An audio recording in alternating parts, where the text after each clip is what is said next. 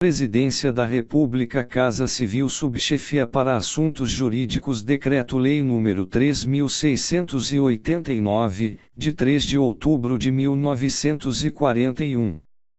Código de Processo Penal. Título 3º da Ação Penal, art. 24. Nos crimes de ação pública, esta será promovida por denúncia do Ministério Público, mas dependerá, quando a lei o exigir, de requisição do Ministro da Justiça, ou de representação do ofendido ou de quem tiver qualidade para representá-lo.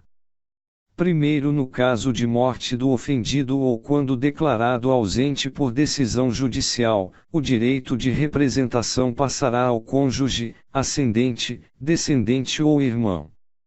Segundo, seja qual for o crime, quando praticado em detrimento do patrimônio ou interesse da União, Estado e município, a ação penal será pública. Art. 25. A representação será irretratável, depois de oferecida a denúncia.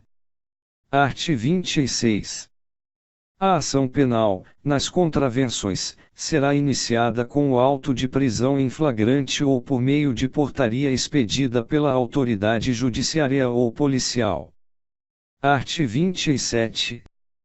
Qualquer pessoa do povo poderá provocar a iniciativa do Ministério Público, nos casos em que caiba a ação pública, fornecendo-lhe, por escrito, informações sobre o fato e a autoria e indicando o tempo, o lugar e os elementos de convicção. Art. 28. Se o órgão do Ministério Público, ao invés de apresentar a denúncia, requerer o arquivamento do inquérito policial ou de quaisquer peças de informação, o juiz, no caso de considerar improcedentes as razões invocadas, fará remessa do inquérito ou peças de informação ao Procurador-Geral, e este oferecerá a denúncia, designará outro órgão do Ministério Público para oferecer-la, ou insistirá no pedido de arquivamento, ao qual só então estará o juiz obrigado a atender. Art. 29. Será admitida a ação privada nos crimes de ação pública, se esta não for intentada no prazo legal, cabendo ao Ministério Público aditar a queixa, repudiá-la e oferecer denúncia substitutiva, intervir em todos os termos do processo, fornecer elementos de prova, interpor recurso e, a todo tempo, no caso de negligência do querelante, retomar a ação como parte principal. Art. 30. Ao ofendido ou a quem tenha qualidade para representá-lo caberá intentar a ação privada. Art. 31. No caso de morte do ofendido ou quando declarado ausente por decisão judicial, o direito de oferecer queixa ou prosseguir na ação passará ao cônjuge, ascendente, descendente ou irmão. Art. 32. Nos crimes de ação privada, o juiz, a requerimento da parte que comprovar a sua pobreza, nomeará advogado para promover a ação penal. Primeiro, considerar-se-á pobre a pessoa que não puder prover as despesas do processo, sem privar-se dos recursos indispensáveis ao próprio sustento ou da família. Segundo, será prova suficiente de pobreza o atestado da autoridade policial em cuja circunscrição residir o ofendido. Art. 33. Se o ofendido for menor de 18 anos, ou mentalmente enfermo, ou retardado mental, e não tiver representante legal, ou colidirem os interesses deste com os daquele, o direito de queixa poderá ser exercido por curador especial, nomeado, de ofício ou a requerimento do Ministério Público, pelo juiz competente para o processo penal. Art. 34. Se o ofendido for menor de 21 e maior de 18 anos, o direito de queixa poderá ser exercido por ele ou por seu representante legal.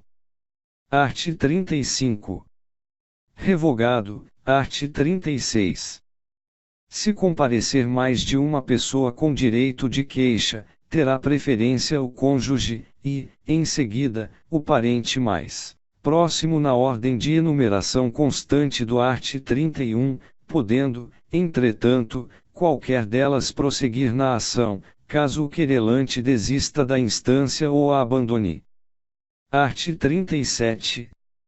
As fundações, associações ou sociedades legalmente constituídas poderão exercer a ação penal, devendo ser representadas por quem os respectivos contratos ou estatutos designarem ou, no silêncio destes, pelos seus diretores ou sócios-gerentes. Art. 38. Salvo disposição em contrário, o ofendido, ou seu representante legal, decairá no direito de queixa ou de representação, se não o exercer dentro do prazo de 6 meses, contado do dia em que vier a saber quem é o autor do crime, ou, no caso do art. 29, do dia em que se esgotar o prazo para o oferecimento da denúncia. Parágrafo único. Verificar-se-á a decadência do direito de queixa ou representação, dentro do mesmo prazo, nos casos dos arts. 24, parágrafo único, e 31. Art. 39. O direito de representação poderá ser exercido, pessoalmente ou por procurador com poderes especiais, mediante declaração, escrita ou oral, feita ao juiz, ao órgão do Ministério Público, ou à autoridade policial. Primeiro, a representação feita oralmente ou por escrito, sem assinatura devidamente autenticada do ofendido, de seu representante legal ou procurador, será reduzida a termo, perante o juiz ou autoridade policial, presente o órgão do Ministério Público, quando a este houver sido dirigida. Segundo, a representação conterá todas as informações que possam servir à apuração do fato e da autoria. Terceiro, oferecida ou reduzida a termo a representação, a autoridade policial procederá a inquérito, ou, não sendo competente, remetê-lo-á à autoridade que o for. Quarto, a representação, quando feita ao juiz ou perante este reduzida a termo, será remetida à autoridade policial para que esta proceda a inquérito. Quinto, o órgão do Ministério Público dispensará o inquérito, se com a representação forem oferecidos elementos que o habilitem a promover a ação penal, e, neste caso, oferecerá a denúncia no prazo de 15 dias. Art. 40. Quando, em autos ou papéis de que conhecerem, os juízes ou tribunais verificarem a existência de crime de ação pública, remeterão ao Ministério Público as cópias e os documentos necessários ao oferecimento da denúncia. Art. 41. A denúncia ou queixa conterá a exposição do fato criminoso, com todas as suas circunstâncias, a qualificação do acusado ou esclarecimentos pelos quais se possa identificá-lo, a classificação do crime e, quando necessário, o rol das testemunhas. Art. 42. O Ministério Público não poderá desistir da ação penal. Art. 43. Revogado. Art. 44. A queixa poderá ser dada por procurador com poderes especiais, devendo constar do instrumento do mandato o nome do querelante e a menção do fato criminoso, salvo quando tais esclarecimentos dependerem de diligências que devem ser previamente requeridas no juízo criminal. Art. 45. A queixa, ainda quando a ação penal for privativa do ofendido, poderá ser aditada pelo Ministério Público, a quem caberá intervir em todos os termos subsequentes do processo. Art. 46. O prazo para oferecimento da denúncia, estando o réu preso, será de 5 dias, contado da data em que o órgão do Ministério Público receber os autos do inquérito policial, e de 15 dias, se o réu estiver solto ou afiançado.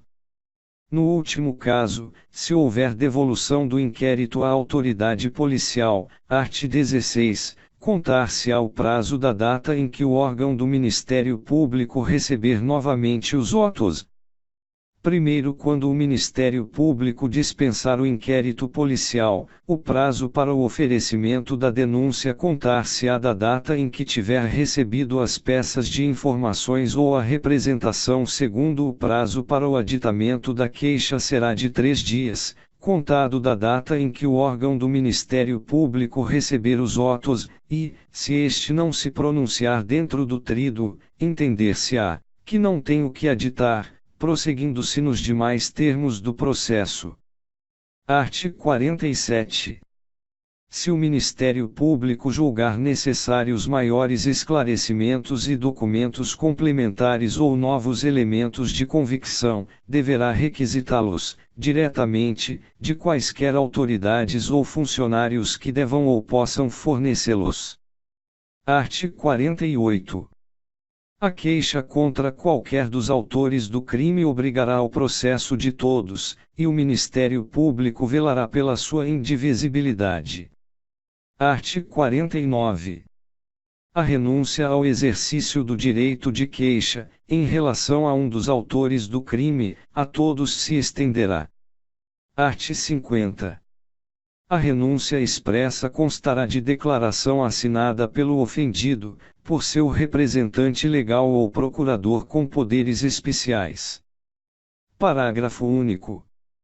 A renúncia do representante legal do menor que houver completado 18 anos não privará este do direito de queixa, nem a renúncia do último excluirá o direito do primeiro. Art. 51. O perdão concedido a um dos querelados aproveitará a todos, sem que produza, todavia, efeito em relação ao que o recusar. Art. 52. Se o querelante for menor de 21 e maior de 18 anos, o direito de perdão poderá ser exercido por ele ou por seu representante legal, mas o perdão concedido por um, havendo oposição do outro, não produzirá efeito. Art. 53. Se o querelado for mentalmente enfermo ou retardado mental e não tiver representante legal, ou colidirem os interesses deste com os do querelado, a aceitação do perdão caberá ao curador que o juiz há de nomear. Art. 54. Se o querelado for menor de 21 anos, observar-se-á, quanto à aceitação do perdão, o disposto no art. 52. Art. 55. O perdão poderá ser aceito por procurador com poderes especiais. Art. 56. Aplicar-se-á ao perdão extraprocessual expresso o disposto no art. 50. Art. 57. A renúncia tácita e o perdão tácito admitirão todos os meios de prova. Art. 58. Concedido o perdão, mediante declaração expressa nos autos, o querelado será intimado a dizer, dentro de 3 dias, se o aceita, devendo, ao mesmo tempo, ser cientificado de que o seu silêncio importará aceitação. Parágrafo único. Aceito o perdão, o juiz julgará extinta a punibilidade. Art. 59. A aceitação do perdão fora do processo constará de declaração assinada pelo querelado, por seu representante legal ou procurador com poderes especiais. Art. 60. Nos casos em que somente se procede mediante queixa, considerar-se-á perempta a ação penal, e, quando, iniciada esta, o querelante deixar de promover o andamento do processo durante 30 dias seguidos, segunda, quando, falecendo o querelante, ou sobrevindo sua incapacidade, não comparecer em juízo, para prosseguir no processo, dentro do prazo de 60 dias, qualquer das pessoas a quem couber fazê-lo, ressalvado o disposto no art. 36, terceira, quando o querelante deixar de comparecer, sem motivo justificado, a qualquer ato do processo a que deva estar presente, ou deixar de formular o pedido de condenação nas alegações finais. Quarta, quando, sendo o querelante pessoa jurídica, esta se extinguir sem deixar sucessor. Art. 61. Em qualquer fase do processo, o juiz, se reconhecer extinta a punibilidade, deverá declará-lo de ofício. Parágrafo único. No caso de requerimento do Ministério Público, do querelante ou do réu, o juiz mandará autuá-lo em apartado, ouvirá a parte contrária e, se o julgar conveniente, concederá o prazo de 5 dias para a prova, proferindo a decisão dentro de 5 dias ou reservando-se para apreciar a matéria na sentença final. Art. 62. No caso de morte do acusado, o juiz somente à vista da certidão de óbito, e depois de ouvido o Ministério Público, declarará extinta a punibilidade. Título 4 da Ação Civil. Art. 63. Transitada em julgado a sentença condenatória, poderão promover-lhe a execução, no juízo cível, para o efeito da reparação do dano, o ofendido, seu representante legal ou seus herdeiros. Parágrafo único. Transitada em julgado a sentença condenatória, a execução poderá ser efetuada pelo valor fixado nos termos do inciso 4 do caput do art. 387 deste Código, sem prejuízo da liquidação para a apuração do dano efetivamente sofrido. Art. 64. Sem prejuízo do disposto no artigo anterior, a ação para ressarcimento do dano poderá ser proposta no juízo cível, contra o autor do crime e, se for caso, contra o responsável civil. Parágrafo único. Intentada a ação penal, o juiz da ação civil poderá suspender o curso desta, até o julgamento definitivo daquela. Art. 65. Faz coisa julgada no cível a sentença penal que reconhecer ter sido o ato praticado em estado de necessidade, em legítima defesa, em estrito cumprimento de dever legal ou no exercício regular de direito. Art. 66. Não obstante a sentença absolutória no juízo criminal, a ação civil poderá ser proposta quando não tiver sido, categoricamente, reconhecida a inexistência material do fato. Art. 67. Não impedirão igualmente a propositura da ação civil, e, o despacho de arquivamento do inquérito ou das peças de informação, segunda, a decisão que julgar extinta a punibilidade. Terceira, a sentença absolutória que decidir que o fato imputado não constitui crime. Art. 68. Quando o titular do direito à reparação do dano for pobre, art. 32, primeiro e segundo, a execução da sentença condenatória, art. 63, ou a ação civil, art. 64, será promovida, a seu requerimento, pelo Ministério Público.